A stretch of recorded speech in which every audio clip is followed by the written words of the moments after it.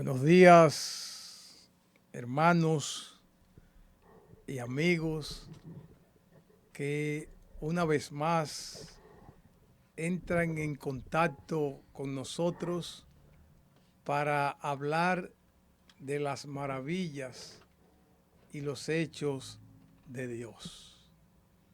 Oramos en esta mañana y clamamos a nuestro Dios para que a donde estás pueda recibir aliento de vida, para que puedas recibir en esta mañana el poder sanador de un Dios santo, de un Dios maravilloso.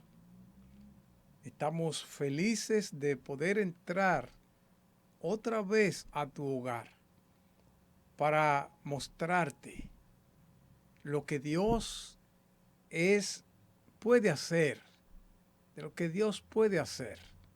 Iba a decir capaz, pero Dios es capaz de hacer todo. Pero lo que Él puede hacer, Él lo puede hacer todo. Pero Él puede obrar de manera especial en tu vida, en tu corazón. Dios nos ama. Dios nos busca. Dios está demasiado atento. Dios cambia rutas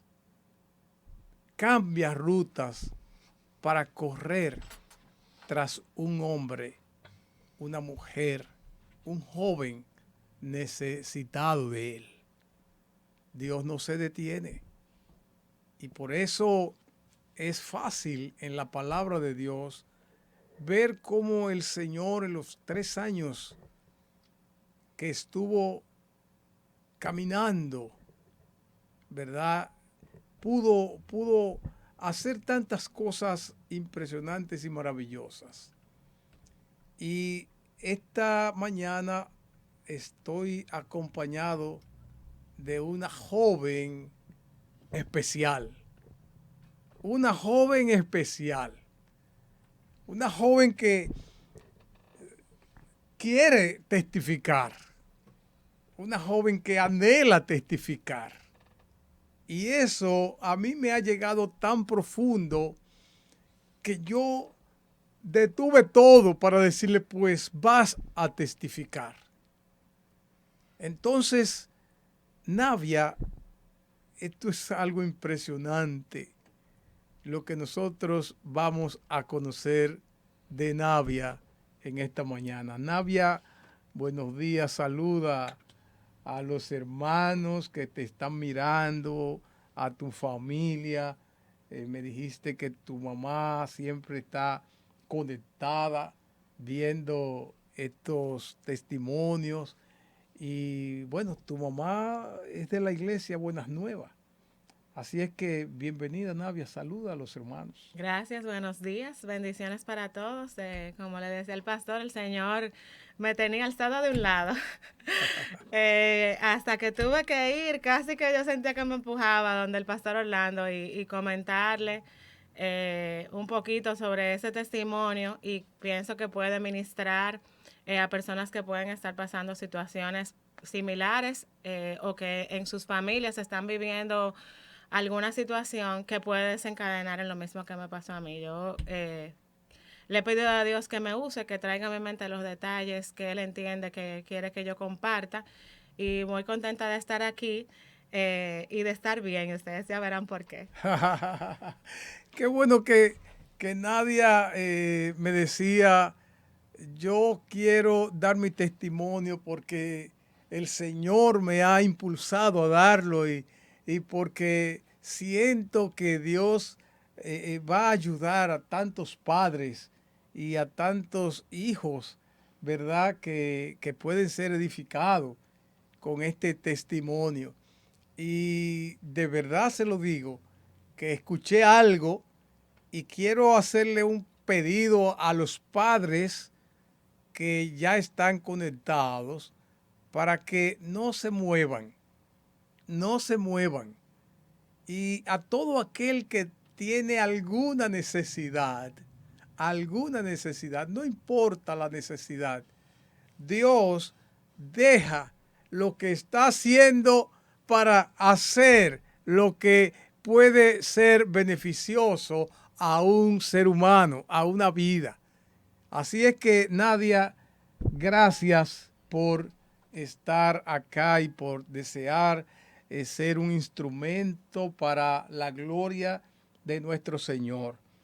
Nadia, me dijiste que te enfermaste a los 16 años, que tuviste una experiencia negativa, fuiste muy afectada a los 16 años, pero me dijiste que eso tuvo una razón de tú haberte enfermado al punto que estuviste interna en el 28. El 28 todo el mundo, todos los dominicanos sabemos que el 28 es el manicomio. Que ya no existe, ya es un centro de Ya, rehabilitación como debe haber sido como siempre. debió haber sido siempre, ¿verdad? No un sitio torturador, como más o menos yo creo que era. Sí, las condiciones precarias del lugar y la falta de conciencia también de la gente y de tratarlo de manera despectiva, de que el que estaba loco y eso era un manicomio, cuando en realidad es un centro para que la gente se rehabilite y de hecho agradezco a las personas que estuvieron en ese momento. Y una pregunta, Nadia, ¿a qué edad tú estuviste interna en ese lugar? A los 16, tenía que ser como 16 y medio, después de un proceso, después de un caminar en otros centros de salud, e incluso estuve recluida en mi propia casa, luego en la casa de mi abuela materna. A mi familia les recomendaron que me llevara allá. Pero en ese lugar, en el manicomio, tuviste a los 16. A los 16. Ahora, tú pudieras contarme y contarle a todo el que te está mirando qué tú entiendes que fue el detonante, que fue lo que provocó que tú tuvieras que ir a ese lugar, o fue algo que espontáneo. ¿Tú sientes que fue espontáneo, que te enfermaste como todo el mundo se enferma, o tú entiendes que hubieron situaciones que provocaron que tú te enfermaras? Sí, claro, hubo situaciones porque hubo un diagnóstico médico, obviamente un problema psiquiátrico de envergadura que venía ya acumulándose. Fue como que una detonación ya a esa edad. Los médicos dijeron que la adolescencia, ustedes saben que es una etapa muy sensible y que todo se fue acumulando y ya con todos los cambios biológicos hormonales explotó. No, ya mi mente no pudo más y explotó y quedó en ese colapso, con lo cual para el mundo yo estaba loca. O sea, y te trataban como loca. Bueno, obviamente...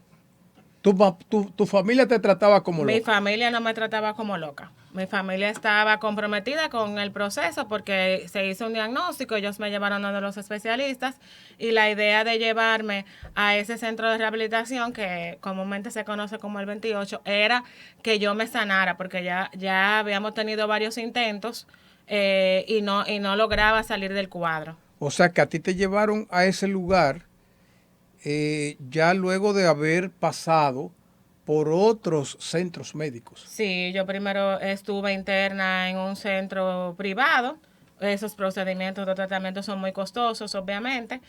Mi familia es una familia de pocos recursos, no súper pobre, pero no teníamos lo principal, pero no para costear eso. Pero se hizo el sacrificio, estuve el tiempo que se necesitó. Me dieron una licencia, volví a casa, recaí. No podía ir a la escuela en ese tiempo. Ok, pero ¿cómo fue tu niñez? O sea, ¿cómo fue tu niñez? Háblame de tu niñez, háblame de tu casa, de tus padres. ¿Cómo fue eso? ¿Cómo fue ese trato? Bueno, yo me crié en un hogar, digamos, violento, tal vez no violento, ¿verdad? A alto nivel, de que mi papá le daba mucho golpe a mi mamá y esas cosas, pero sí, en una oportunidad pude escuchar que él parece que quería forzarle algo. Ella le decía que la soltara. En mi casa no había puertas, sino que era cortinas. Mi hermano y yo dormíamos juntos en una habitación y mi papá y mi mamá en la habitación contigua. Entonces, bueno, mi papá me daba pelas. Yo siempre he sido una persona muy sensible, sensible a los medicamentos, sensible de que lloro por cualquier cosa, de la piel sensible. Y recuerdo que en un par de ocasiones, en una ocasión me dejó la chancleta marcada. Yo estaba en octavo grado, lo recuerdo muy bien, que mis compañeras en el baño vieron esa marca. Y en una ocasión me dejó la correa también marcada. Cuando me pegaba bien fuerte y nosotros éramos niños tranquilos, lo que es un niño normal, no era que éramos niños tremendos. Mi papá y mi mamá discutían mucho, no se entendía. Mi papá bebía, a veces llegaba borracho. En un par de ocasiones mi mamá llegó a salir con nosotros de la mano a buscarlo. En la noche ella cuenta también que en una ocasión yo no despertaba cuando estaba todavía de meses, y él no aparecía, parece que estaba jugando por ahí, buscaba mujeres. Sí, pero ok, eso tú lo viste. Uh-huh. Ahora, tú sentías que de alguna forma no tenía en tu papá el respaldo que tú necesitabas tener, o tú sentías que tu papá te maltrataba Sí. porque te exigía lo que no tenía que exigirte, o porque no sabía exigirte las cosas que él solicitaba de ti. Sí. ¿Eso tú lo sientes? Sí, claro. Ambos eran muy estrictos, pero mi papá más. A él también lo habían criado de esa manera, y por eso los chancletazos y la pela. Recuerdo, por ejemplo, ¿Sentía maltratada? Sí, claro que sí, y no podía hablar, me daba y no llore, o cállese, o sea, no podía desahogarme, no tenía libertad de hablar, no tenía confianza de decirles las cosas. Yo siempre fui muy buena en la escuela porque me gustaba mucho estudiar, pero no podía venir queja alguna. O sea, yo sentía que tenía que ser perfecta. Recuerdo una nota que le traje una vez, en ese tiempo la nota era mensual, bimensual. Yo había sacado un 100 en algo y él me preguntó que porque yo tenía 98. Eran 2 puntos, era una nota excelente igual. Entonces, yo no me sentía validada, yo no sentía que era suficiente lo que yo hacía. Yo sentía que tenía que ser perfecta y que tenía que medir mucho mis palabras, porque siempre era que él era el que sabía, siempre era un no podía juntarme con los amigos. Yo no siento que yo llevaba una vida normal de lo que es un niño, un preadolescente en ese caso, porque estamos hablando ahí de 10, 11 años. Ya de pequeñita recuerdo pelas que nos daban ambos, pero a mí me daban más que a mi hermano. Yo también siempre fui como un poco más impulsiva y con el tiempo me convertí en una rebelde. Pero no me atreví a hacerlo, o sea, a decirle a él, porque tenía miedo de que me dieran. En ocasiones me llegué a orinar en la ropa. Imagínense, una jovencita, una señorita allá de 12 años, del miedo. Y la última vez que intentó darme, yo me iba, recuerdo que estaba descalza, la escalera era de hierro, me paré en la escalera, que me iba y ya tenía para dónde iba a correr. Y mi mamá me dijo, no, ven, devuélvete. Y lo trató de convencer y él le dijo que si ella no se quitaba, le iba de ella también. Yo en ese momento lloré muchísimo, me arrodillé porque ahí tenía más miedo, me oriné, creo que ya tenía unos 13 para ese tiempo. O sea, tú no te sentías validada por tu papá. No, yo sentía que no era suficiente, a pesar de que siempre en la escuela, cada vez que iban, era excelente. Nunca lo llamaron por un mal comportamiento.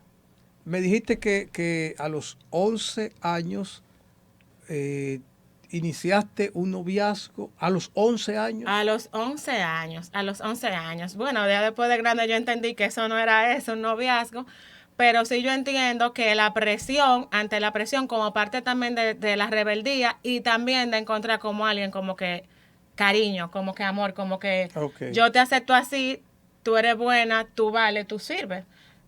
Nosotros íbamos en ese tiempo a una iglesia católica, pero, o sea, no había. Yo mis primeros años los hice en un colegio católico, pero, y recuerdo con muchísimo cariño a las monjas y todo eso, pero en mi casa, de la figura paterna que era mi papá, yo no lo sentía. Además, mi papá, en la semana mi papá era ausente, mi papá tenía un trabajo que viajaba, se iba los lunes y regularmente venía los viernes. A veces los viernes me tocaba pero mi gracias a pega. Dios que viajaba, porque si no, si tú te sentías maltratada y te daba golpe, Sí. imagínate si tuvieras todo el día ahí. Tenía tiempos que estaba aquí, pero yo pienso que a veces él venía también molesto o contrariado porque obviamente había mucho problema económico si jugaba y hacía otras cosas en las cuales invertía Pero dinero. ese noviecito que tú dices que tuviste, ¿fue un noviecito así o era un joven de tu edad o era más? No, me llevaba como 6 años, o sea, era un viejo porque entre 11 y 17, 18 es muchísimo. O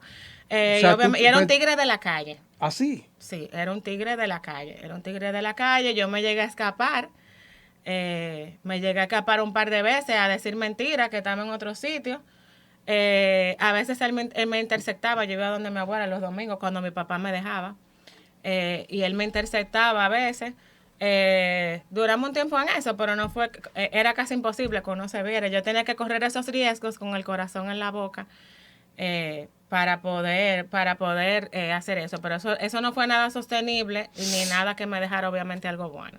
Pero entonces, tú, dada la situación que tenía con tu papá, ¿tú llegaste entonces a tener odio por tu papá o tú te seguías comportando como una hija, una hembra? A muerte, lo odiaba a muerte. Mi ¿Tú lo papá, odiabas? algo que parece así, algo que era paradójico era que él era muy cariñoso y añoñaba a uno. O sea, él era cariñoso de, ay, mi niña tan linda. Ay, un punto clave de la validación es que mi papá tiene una hija que no es de mi mamá. Y su mamá se la llevó, prácticamente que se la quitó a mi papá cuando era pequeña. Y mi papá quedó desolado y él decía que yo era esa hija que Dios le había quitado. De manera que yo nunca tuve identidad propia. O sea, yo era la sustituta de otra gente y él me lo decía mucho. Pero entonces, tú lo odiabas. Sí, lo odiaba. Recuerdo que 11, 12 años veníamos a pie de la escuela y yo recuerdo que en el camino a veces yo decía, pero ¿por qué no lo parte un rayo? Yo ¿Cómo? decía, pero ¿por qué? ¿Por qué no se muere, Dios mío? Porque era que no hacía la vida imposible a los tres. O sea, mi mamá tenía sus situaciones también, pero mi problema en ese tiempo mayor era precisamente esa relación con mi papá. O sea, yo no sentía que él me podía coger, que yo podía explicar algo que me estaba pasando. Sí me inculcó valores, pero de una manera muy restrictiva y lo que yo hacía o dejaba de hacer era mayormente por miedo más que por todo. Pero, ¿y tu papá visitaba algunos centros de brujería? Sí, mi papá, al tiempo que visitaba la iglesia, y una de las cosas que me exigía era que yo tenía que ir, llegó, sí, a buscar ayuda, ¿verdad? Porque en un momento mi mamá quería dejarlo, tenían esas discusiones, y él buscaba, parece que buscaba en esos centros saciar sus necesidades. O sea, de brujería. Sí.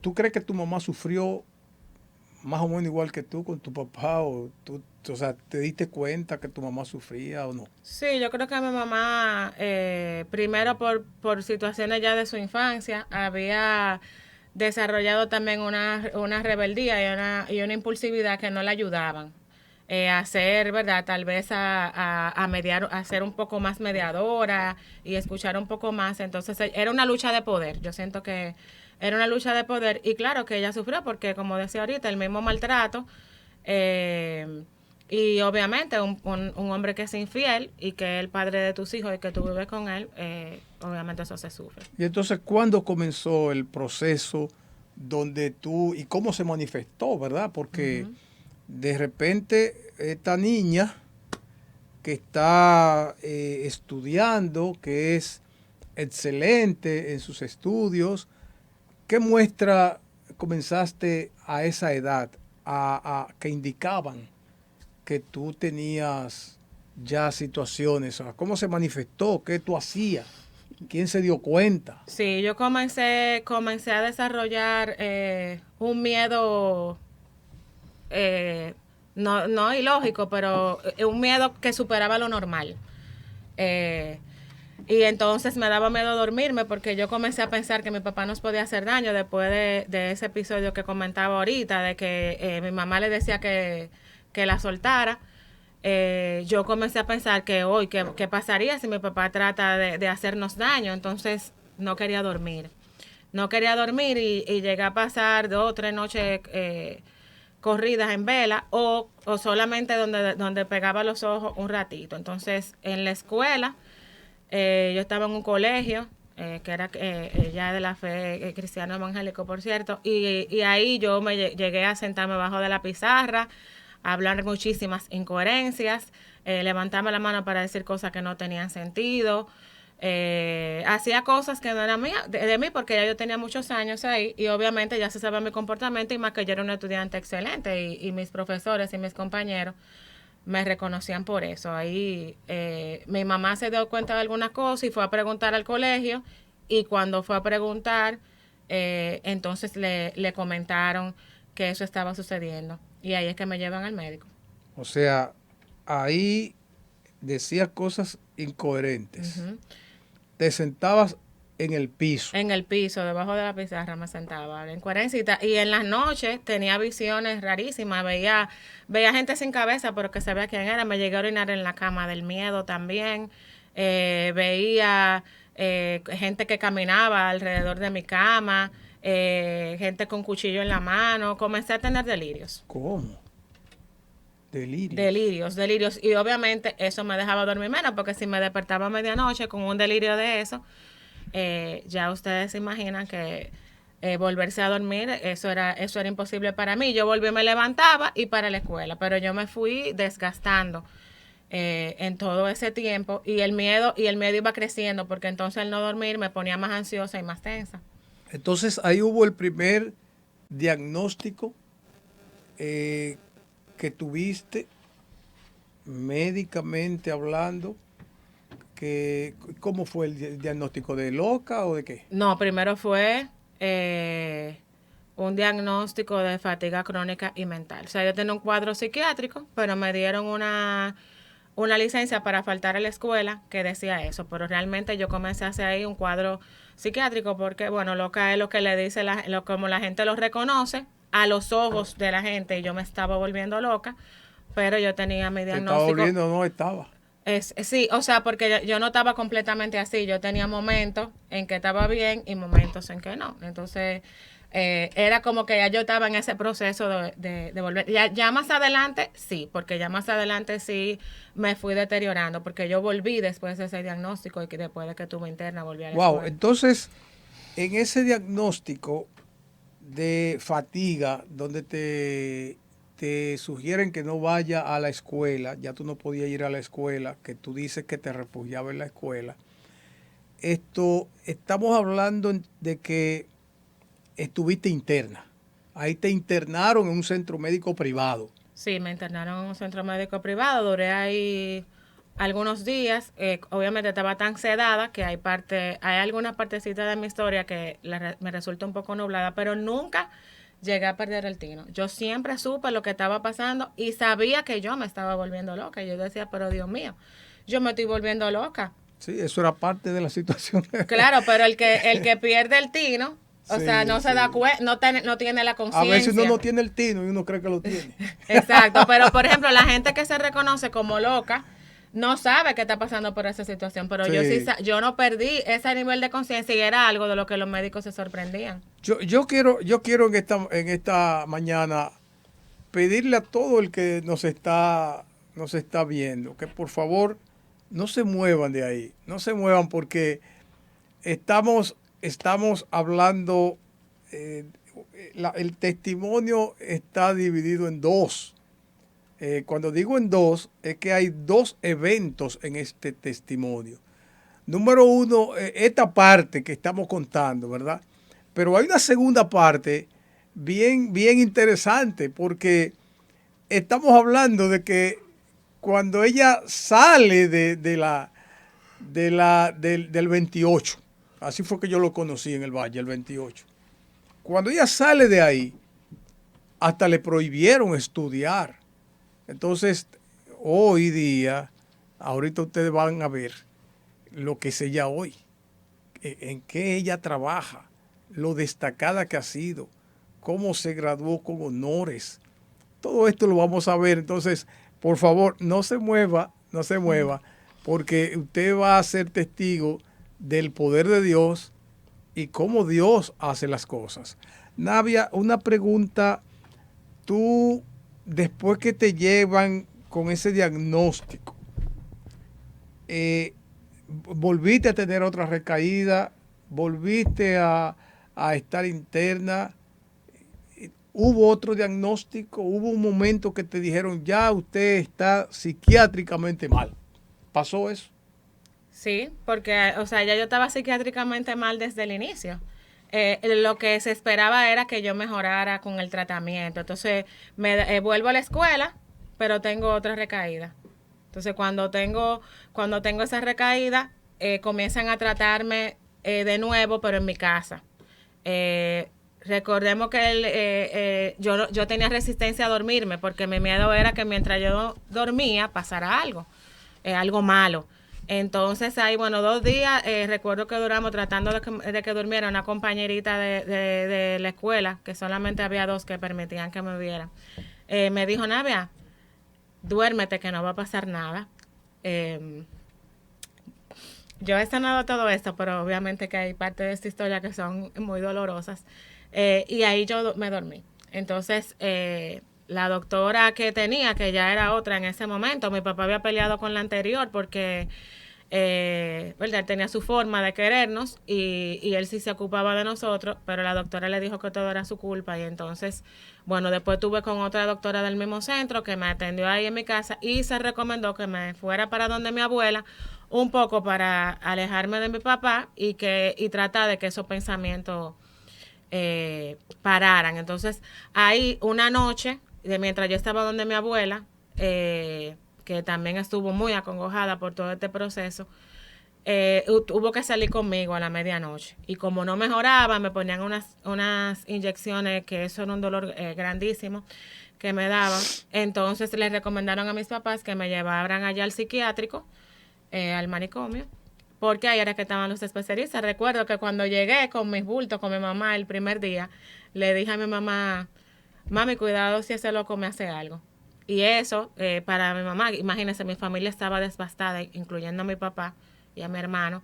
Eso para mi mamá fue sorprendente, porque ella dijo, pero esta muchacha, que supuestamente está loca, pero ella está reconociendo lo que está pasando. Ahí estuve unos 10 días. Cuando salí de ahí, fue la recomendación de que no volviera a la escuela porque ya había recaído volviendo y los médicos no querían que corriéramos ese riesgo. Wow, wow, wow. Te prohibieron entonces ir a la escuela.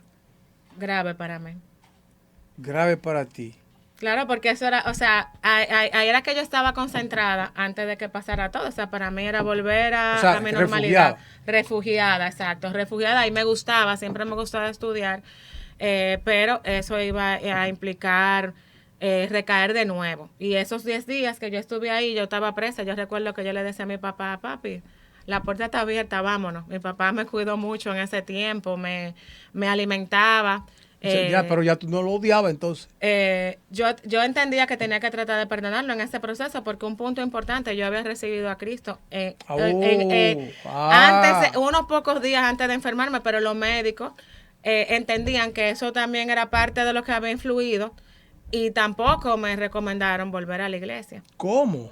No recomendaron porque eso es parte del cuadro que yo presentaba. Tenía que ver con eso, de que yo veía una luz y cosas como esa. Entonces ellos también me recomendaron eso. Pero ya yo había aceptado a Cristo y había empezado en la iglesia porque el colegio donde yo me eduqué... ¿Cuántos años tiene siendo cristiana? Creo voy a tener 20 el año que viene. O sea que definitivamente tú estabas ya te había convertido al Señor, Sí, no me había bautizado, pero sí convertido. pero ya es parte del proceso, Claro ya que tú sí. eras cristiana, y eso realmente es lo que es parte de lo que explica Ujú, cómo Dios obró para que tú pudieras salir de un cuadro tan difícil, así es. porque ese es un cuadro muy difícil, porque luego que sales de ahí del 28, del hospital psiquiátrico, ya, y te llevan allá porque ya médicamente estaba diagnosticada con un cuadro psiquiátrico. Cuando sales de ahí, te dicen que no vayas a la escuela. Y ahí perdiste algún ¿qué tiempo? Perdiste un año. Sí, claro, porque estamos hablando de que los primeros síntomas fueron a inicios de año escolar. Fíjense la relación y por eso es, o sea, ahí es que detona, o sea, la presión de la escuela arriba de lo que me estaba pasando. Y entonces ya en ese proceso me quedaban unos meses el año escolar y el médico dijo, no, es que ya tú no puedes volver, A no puedes estudiar. volver a estudiar porque corremos el riesgo de que recaigas. Es mejor que pases este año reposando y el año que viene tú vas a volver con más ánimo. Ok, pero mira, hay algo que me queda. Tú dices como que tu papá te cuidó una parte. Sí, porque indudablemente que mi papá me quiere y me quiso todo el tiempo. Lo que pasa es que también él venía de una historia de familia muy fuerte y para dar una idea, mi papá, uno de sus hermanos me contó que era con látigo, su papá le daba latigazos que le sacaban sangre. O sea, le estaba replicando. Claro, replicando. Y su papá también bebía, también buscaba mujeres, etcétera. O sea, de manera que estamos hablando de un asunto generacional que obviamente hay que romper. Eh, y bueno, en esos 10 días solamente salí a una tomografía craneal que debía hacerme. Mucha precariedad, recuerdo que no me dejaban sentar en el inodoro, había un tanque de agua, con eso más o menos mi mamá me trataba de bañar porque no había condiciones, buen baño y lavado de cabeza y todo cuando yo llegué a mi casa. Para mí cuando yo llegué a mi casa eso fue. Todavía cuando llegué a mi casa también permanecían algunos síntomas. Y estando ahí vi muchas cosas, la gente le daban electrochoques. Las personas que estaban a interna conmigo, la mayoría eran reincidentes. Eh, y le daban electrochoques y duraban unos días internos y Si tú volvían a su llegaste a casa. ver eso.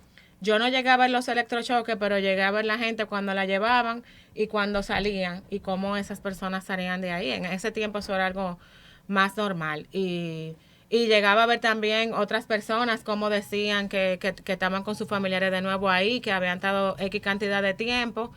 Eh, bueno, y mientras mi papá y mi mamá se turnaban, se adelgazaron muchísimo para esa época. Mi hermano también estuvo enfermo en ese tiempo. Un tiempo muy difícil y estar ahí dentro porque la mayoría de los que estaban no estaban conscientes, pero yo sí sabía que estaba ahí y lo que me estaba pasando, de manera que eso fue doblemente retador. Pero como usted dice, Dios ya había dicho que yo era de él antes de yo entrar ahí y así Ah, me sacó. Y no volví. o No sea, volví, ni he vuelto, ni volveré. pero Nadia, cuando tú sales con con la indicación médica de que Ujú, no vuelvas, ujú. de que no vayas a la escuela, porque tal vez ya los médicos entendieron que tú no podías, perdiste un año entonces, o sea, los meses que Ujú. faltaban, y ya tuviste que entrar un año, ya tus compañeros se fueron Así es, adelante. así es.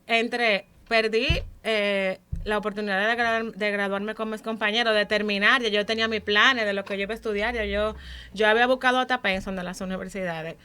Eh, pero tuve que invertir ese año en mejorarme, bueno, y no solamente eso, tenía como 20 libras más, los medicamentos hicieron su Llegaste a la efecto. escuela, Ajá, con ese peso adicional, se me cayó muchísimo el pelo. Para las mujeres eso es algo grave.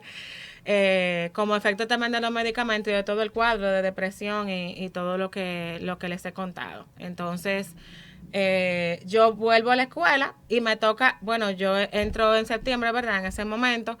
Y a los pocos meses se graduaron lo que eran mis compañeros y me tocó ver eso para mí fue devastador, porque yo decía, Dios mío, ahora este año todos esos que estudiaban menos que yo ahora se van a graduar de la universidad primero, y yo aquí otro año más, pero nada, eché para adelante y yo siempre fui la mejor de mi clase.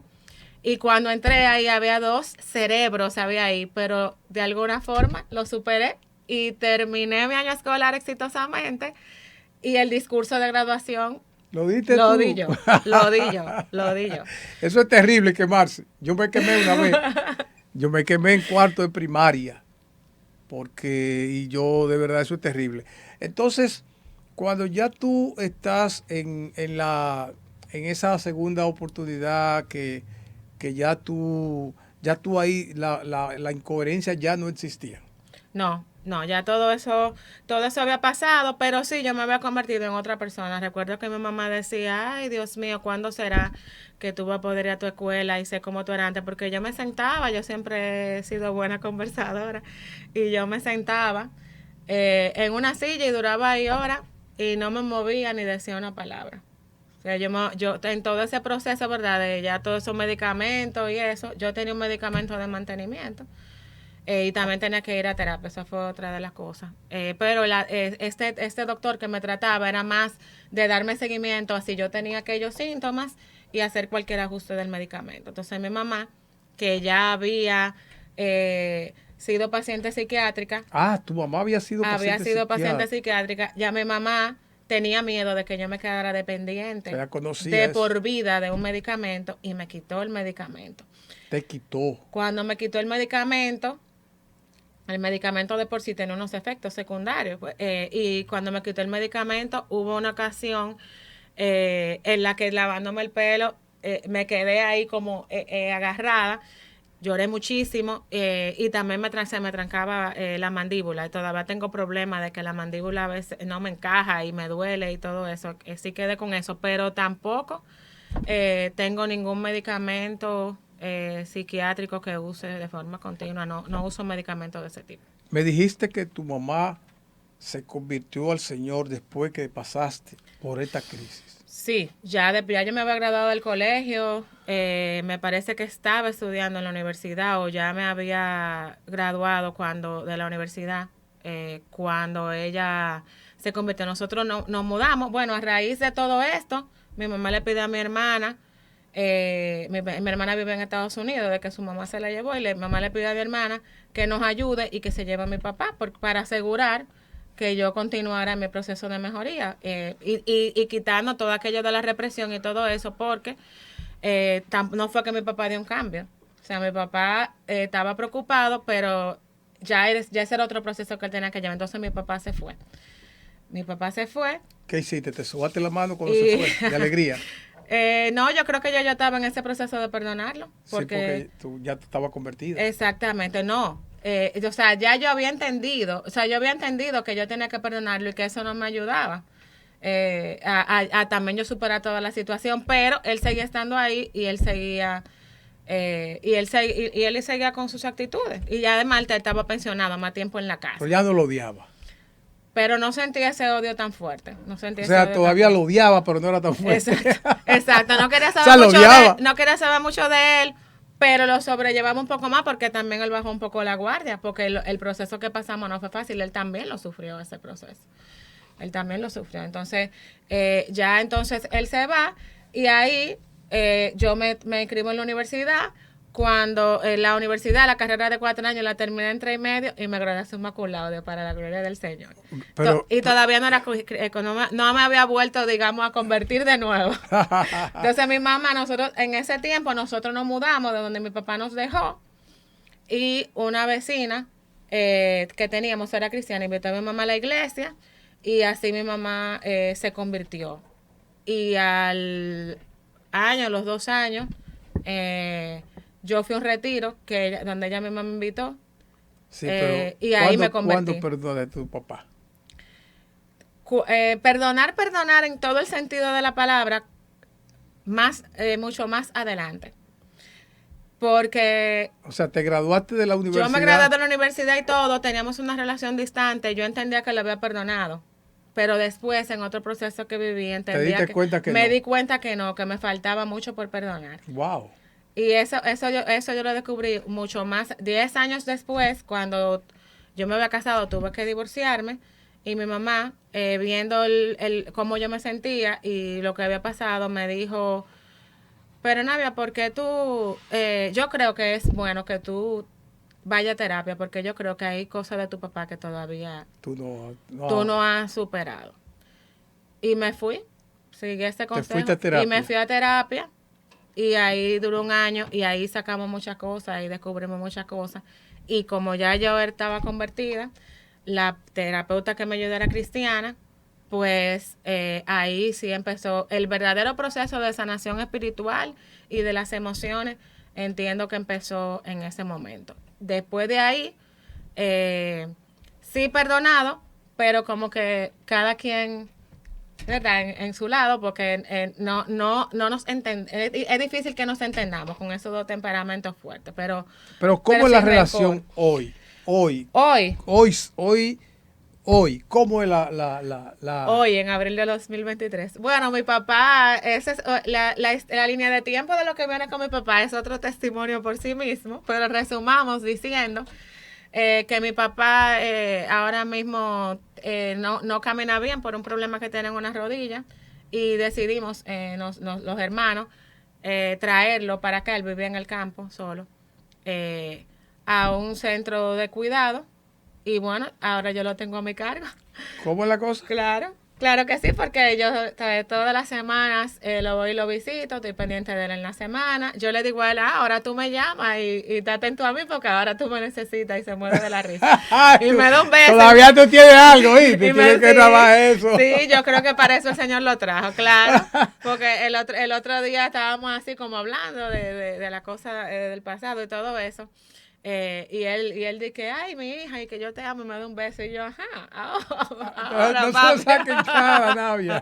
No, estamos en ese proceso, como le decía ahorita, de que uno cree, pero es lo que falta, porque ahora estamos más cerca, y yo llevé mi crisis también y le pedí a Dios que me revelara por qué, o sea, por qué precisamente a mí, ¿verdad? Que fui la que pagó los platos rotos y que llevé todo este proceso, me ha tocado también estar a cargo de él. Exacto, por muchísimas razones no lo puedo tener en mi casa, pero sí está en un centro donde lo atienden bien, le dan su medicamento, su comida, todo lo que él necesita, porque ya estaba deteriorándose donde estaba porque no quería venir para acá ni mudarse. Ahora, vamos ahora a esta parte de que tú tuviste que enfrentar, de que te dijeran que no podías seguir estudiando.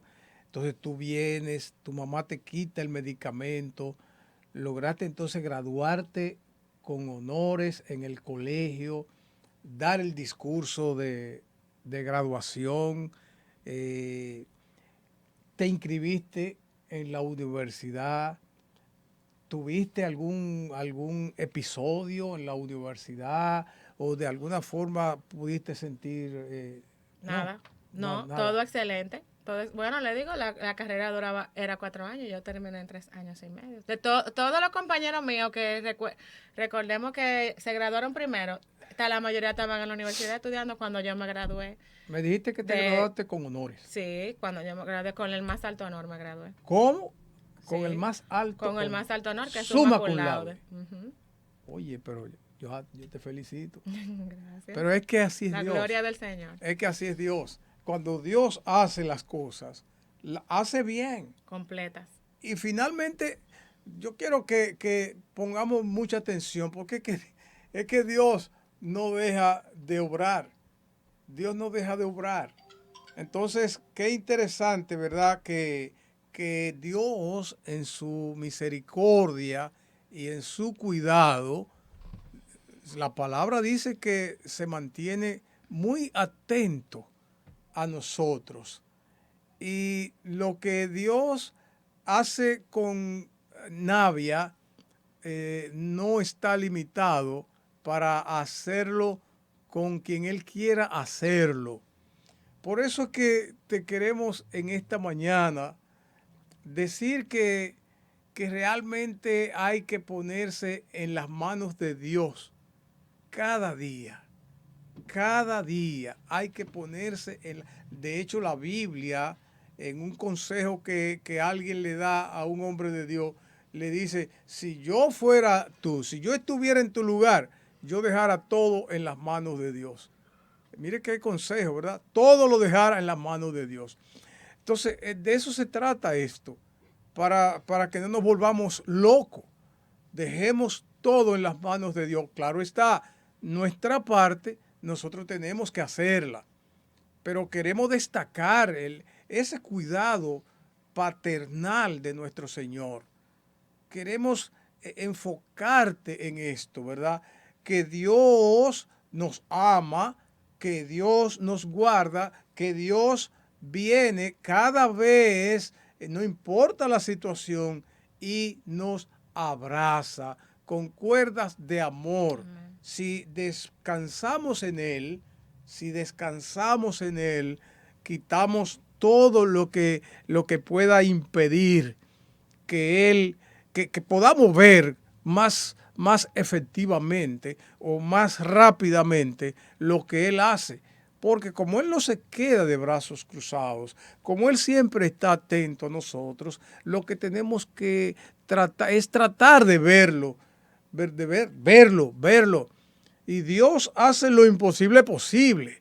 Esta muchacha no podía estudiar, no podía, sin embargo, estudia, se gradúa sin honores. Hoy, ¿en qué tú trabajas hoy? Yo dirijo un departamento en una universidad prestigiosa del país. Oiga, nivel de dirección, me imagino. Sí. Dirección, o sea, eres Soy directora. directora. Directora en una universidad prestigiosa de este país. Claro, y he tenido la oportunidad, por ejemplo, de colaborar de ser consultora en el Ministerio de Educación de la República Dominicana, Ok. en el Ministerio de Educación Superior. Ahí tuve la oportunidad de representar al país yendo en comisiones a Argentina, a España. Wow. Tuve la oportunidad también como parte de ese proceso de estudiar fuera, que siempre fue mi sueño. Yo hasta una beca me gané en una ocasión en España y de ir a hacer pasantía a Costa Rica, a Colombia. Wow. Todas esas oportunidades me las ha dado Dios. Wow, pero qué bendición, Navia. Así es. Luego de todo esto, tuviste que pasar por un proceso espiritual de liberación en tu vida, ya convertida, Sí. ¿has tenido eso? Sí, ¿Has tenido sí. tus luchitas espirituales? Sí, sí, sí. Bueno, yo he orado muchísimo. Bueno, es de entender que yo lucho con el perfeccionismo todos los días porque fue algo sumamente arraigado en mí y me gusta hacer las cosas bien. Y bueno, después con una cristiana está más llamado todavía. Y hay muchas cosas que se me hacen muy difíciles. De hecho, en uno de los retiros que hicieron aquí, nosotras tenemos 1 año y medio viniendo a esta iglesia. Y la persona que oraba por nosotras nos decía que, wow, cuánto dolor ella decía acumulado y que Dios sanaba ese dolor. Y bueno, hubo un servicio, nosotras regularmente venimos al segundo, si alguien escucha unos alaridos en ese segundo servicio, hace como 1 mes y medio, eso éramos nosotras. Tu mamá y tú. Mi mamá y yo, ataduras, o sea, hay cosas que yo estoy haciendo ahora que yo no la podía hacer antes de ese día y que he hecho conciencia justo en estos días que Dios me ha revelado, inclusive dar ese testimonio y eso. Creo que el Señor ha roto muchas cadenas, maldiciones que han venido por generación en mi familia, de ambos lados. Y podemos decir, por ejemplo, depresión, idea suicida. Yo llegué en ese momento dentro de mi cuadro a cruzar la calle con los ojos cerrados, dispuesta a que me matara un carro, esperando que Bueno, me matara no ahora, sino en el proceso, en ese tiempo. en el tiempo aquel ese que tiempo. tuviste de tratamiento De psiquiátrico, tratamiento psiquiátrico. llegaste a, eso era intentar, eso es Su intento de suicidio. intento Pero de suicidio. la obra del Señor ha sido tan grande que, bueno, como usted decía ahorita, Dios obra y uno hace su parte. No he vuelto a deprimirme nunca. Puedo sentirme triste o tal vez un poquito mal un día, 2 días. pero de una vez. Pero ha estado buscando de Dios. Claro. Ha estado Todo el congregada. tiempo, siempre, Ha nunca he dejado de estado congregarme. en los tiempos de oración. Ha estado sumida a los pies, tirada a los pies del Señor. Sí, claro. De hecho, parte de llegar a la iglesia fue buscando como ese mover de... ¿Cómo llegaste a ese Buenas mover Nuevas? del ¿Cómo espíritu. llegaste a Buenas Nuevas? ¿Cómo llegué a Buenas Nuevas? Bueno, la persona que me ayudó, que oró por mí, me llevó con todo ese proceso de llegar a los pies de Cristo, aparte de mi mamá, está aquí ahora en Buenas Nuevas. Trabajábamos juntos, íbamos a la misma, y llegamos a la misma iglesia después que yo me convertí. Y bueno, llorando porque entendía que necesitábamos un cambio. Algo me dijo Buenas Nuevas y yo dije Buenas Nuevas. Yo inclusive la tenía confundida con otra iglesia que quedaba en esa misma calle. Pero busqué. O sea, sentiste una voz que te habló me de dijo, Buenas Nuevas. En mi corazón algo dijo Buenas Nuevas. Y yo, pero ¿cuál es Buenas Nuevas? ¿Cuál iglesia es esa? Entonces busqué y me encontré con los servicios, que en ese tiempo ya estábamos ya saliendo de pandemia. Ya desde antes de yo llegar ya estaba viendo los servicios, había escuchado al pastor Pedro, y nosotros en realidad empezamos decidimos que íbamos a caminar varias iglesias a ver dónde nos quedamos. Y el primer día que vine aquí, que ya es otro testimonio de otra rama. No visitaste otra. El Señor nos habló y le digo yo a mi mamá el siguiente domingo, mami, entonces vamos a otra iglesia. Y dice ella, ¿y para cuál otra iglesia nosotros vamos? Y no nos vamos a quedar ahí ya. Nos sentimos en nuestra casa desde el primer día que vinimos, recuerdo yo, al primer servicio. Y, wow. ahí ya tenemos 1 año y medio. Wow, gloria a Dios. Gracias al Señor. Ahora, yo admiro, Navia, cómo has tomado la decisión de buscar a Dios, cómo le agradeces a Dios lo que pasó en tu vida, ¿verdad? Y cómo has superado, cómo Dios te ayudó a superar esta situación tan complicada, tan difícil, que uno conoce de familias que no han podido salir nunca de esta situación, con parientes que bueno, gente, yo conozco el caso de jóvenes que toda la vida están bajo un tratamiento psiquiátrico, que se han deformado, que están, ¿verdad?, obesos, que no han podido estudiar. Y de verdad que cuando tú te me acercaste para decirme, yo quiero dar mi testimonio, y que me diste algunos, yo de verdad que a mí me impactó cuando me dijiste, yo quiero dar mi testimonio, ¿verdad? Porque es que estamos llamados a contar las maravillas de Dios, estamos llamados, y eso nos hace libres. O sea, contar eso que tú has hecho en este día, de contar este testimonio de lo que Dios ha hecho en tu vida, de cómo tuviste que perdonar a tu papá, de cómo has tenido que tratar con tu papá. O sea, tú puedes ayudar a otros, tú puedes aconsejar a tantos padres que tal vez no lo están haciendo bien. Tú puedes ayudar a tantos jóvenes que tal vez están deprimidos, alojados en los brazos de la tristeza, sin esperanza. Y tú puedes decir, hay un Dios que está aquí, hay un Dios que puede ayudarte. O sea que yo admiro eso y admiro otra cosa tuya, y es que tú me dijiste que llegaste a trabajar como guachimán. Bueno, la profesión que Dios me dio fue de educadora. Eso fue lo que yo estudié y creo que parte de todo, ¿verdad? De todo el plan de Dios. Yo siempre digo que Él me cableó para eso. Y que Dios no saca a todo el mundo de donde me sacó. Sí. ¿Cuántas personas te han oído que estaban locas y hoy hacen una vida normal? O sea, hacer un cuadro a ese nivel. Sí, mi primer trabajo, cuando yo terminé ese año de colegio, mi profesor de inglés me recomendó a una compañía donde él trabajaba de seguridad. Necesitaban dos jóvenes que hablaran inglés, y él me recomendó a mí, me eligieron. Y entonces nosotros en el entrenamiento rotábamos por la Agencia Interamericana del Desarrollo, la Embajada y el Consulado. Yo duré como 8 meses ahí, ese fue mi primer trabajo.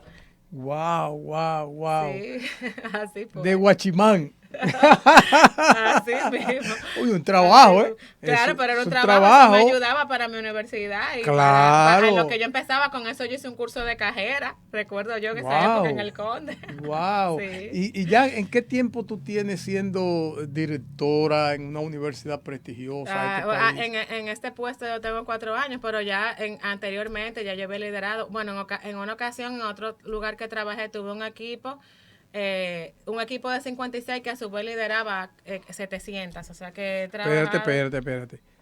Tú tenías bajo tu supervisión más de En ese 50 momento, sí, en ese personas. tenía unas 50 y pico. Y esas manejaban A su vez, a su vez unas 600, 700, impactando alrededor de o sea 8.000 que niños en por ese ley tiempo. transitiva tú eras Ujú. jefe de 700. Sí, tuvo un momento que en un lugar donde trabajé del estado O que sea que tú has quedado nítida. claro, pero no hay duda. Obviamente debo tener mis cuidados, ¿verdad? Porque eso es como que si tú sufres de diabetes, tú sabes que hay cosas que no la puedes hacer. Pues sí Exacto. tengo mi cuidado. Obviamente el sueño es muy delicado, tengo que dormir mis horas. No visito un psiquiatra regularmente, pero cuando tengo la necesidad, tengo que manejarme bien con el estrés. Una posición de ese tipo, siempre manejamos mucho estrés los educadores de por sí. Y ustedes saben que también el pluriempleo es común en esta profesión. Sí. Pero todo súper nítido. Y cuando tengo mi momento, también tengo mis formas, ¿verdad? Y las estrategias de mantenerme bien. No he tenido ninguna recaída más para la gloria de Dios. Wow. Y bueno, este es un testimonio, una historia delicada que yo porque el Señor me movió, pero esas son personas así contadas que conocen esta historia y obviamente los que la vivieron, que también dan testimonio de lo que Dios ha No, hecho no, en mi vida. y yo te felicito, de verdad te felicito porque a veces, oye, es que cuando uno no está consciente de el llamado que Dios les ha hecho, uno vive con miedo, uno vive agachado, ¿De qué va a uno, ser? ay, que no se sepa. Exacto. Y eso precisamente lo que contribuye es a tenerte un poco rezagada Ujú. de lo que fue tu vida, de lo que fue tu historia, de lo que forma parte de tu historia, Claro que sí. porque no hay manera de borrar esos años en tu vida. Entonces, por eso Dios manda a sus hijos, cuando le hace vete, cuéntalo, vete cuenta a los tuyos cuán grandes cosas yo he hecho contigo. O sea, no te quedes callado con eso. Riégalo, dilo. Creo que en Isaías 43, del 10 al 13, podemos encontrar en el Salmo 26, podemos ver cómo Dios manda a que contemos sus obras, a que contemos sus maravillas. Tú hablar de esto hoy, Navia, tiene un impacto enorme, porque esto lo van a ver tanta gente, esto lo va a ver tanta gente y tú dices, no, pero ya no, ya. O sea, eso provoca no quiero decir una liberación, pero provoca una libertad, Sí. ¿verdad? Una libertad de tú sentirte, y yo sé por qué digo esto. Yo sé y sé por qué el Señor me está moviendo a decirte esto, porque yo pasé una situación que hasta que yo no la conté, yo no la dije, yo estaba oprimido. Estaba oprimido. Y increíble. Ahora me recuerdo de esto. Entonces, cuando uno cuenta lo Es que Dios sanador. ha hecho, uno recibe sanidad. Ujú. Uno recibe sanidad porque ya tú no vives con temor. Ay, que no sepan. Ay, que tú en un círculo, pero ahí no saben que yo. No, eso al contrario. Eso lo que hace es como engrandecerte, ¿verdad? Eso es lo que hace que contribuye a que digan, mira, esa muchacha está sana. Esa Amén. Dios la sanó. Amén. Eso ya, ahí no hay que buscar otra cosa que no sea adorar al Señor, Amén. reconocer al Señor por sus maravillas, por sus portentos, por sus obras maravillosas.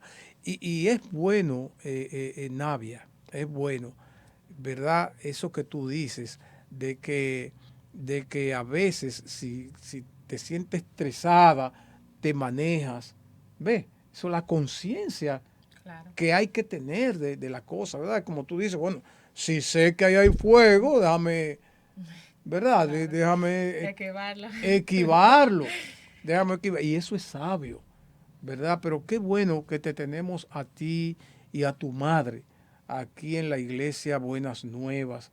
Y nosotros queremos en esta mañana invitar a todo aquel que quiera acercarse a nuestra iglesia Buenas Nuevas, que se acerque, acércate. Y si tú quieres contar las obras de Dios, acércate.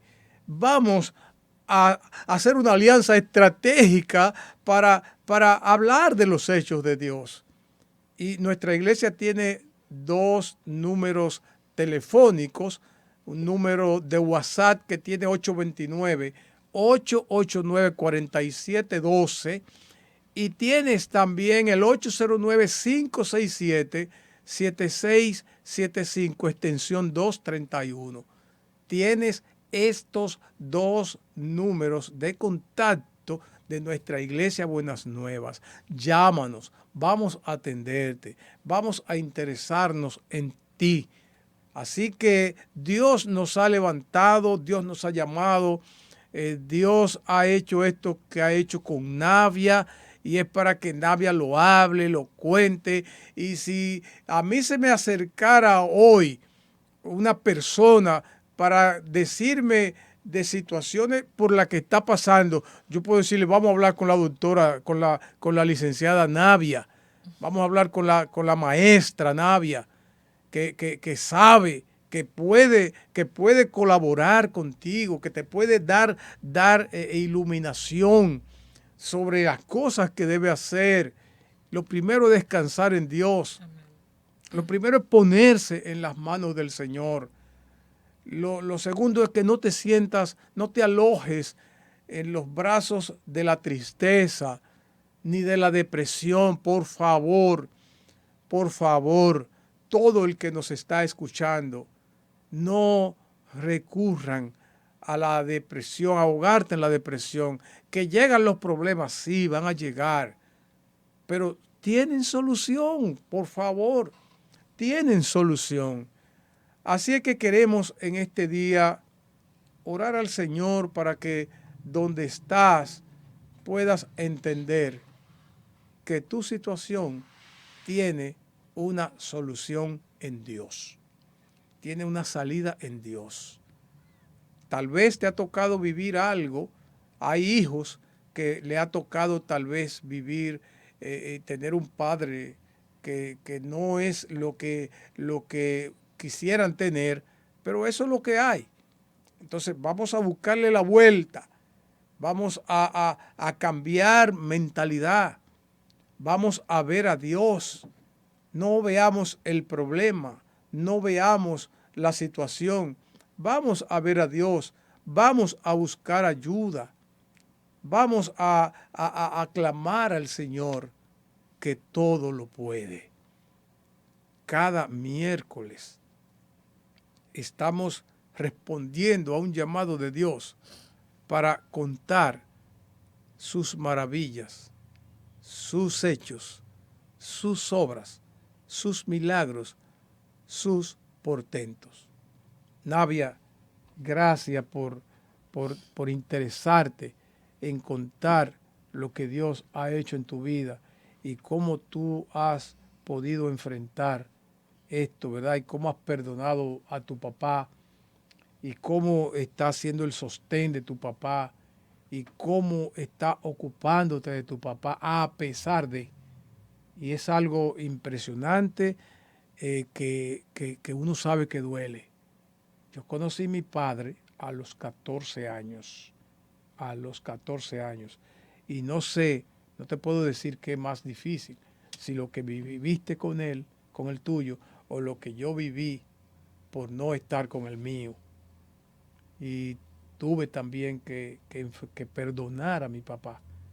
tuve que perdonarlo y pasar mis situaciones de dolor por no tenerlo. Pero gracias a Dios que al convertirme pude perdonarlo y pude hacer una relación con Él, pude establecer una relación con Él. Y eso contribuyó a mi sanidad. Y eso contribuye a la sanidad de todo aquel que perdona, a todo aquel que responde al llamado de Dios de perdonar. Porque el que perdona en el reino de Dios es útil al reino. Amén. Nadia, gracias. Despídete de los, perdón, educadora, doctora, licenciada, summa cum laude.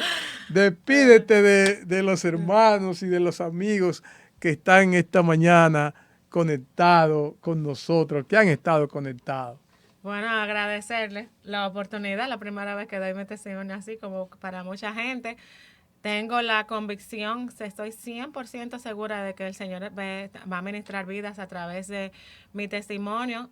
Como decía el pastor, a los padres que tengan conciencia de que puede desencadenar un estilo de crianza inadecuado con la represión y eso, y que siempre tengamos pendiente, como yo digo, el Señor me ha sacado de peores, imagínense, si me sacó de ahí, nunca dudar de lo que Dios puede hacer por nosotros y recordar de lo que Él nos ha sacado y lo que Él ha hecho por nosotros y de que somos libres, sanos y debemos estar seguros en Él. Bendiciones y muchas gracias. Aleluya. Dios te bendiga, Nadia, y Dios te bendiga, amado hermano y amigo que han estado en contacto con nosotros. Feliz día.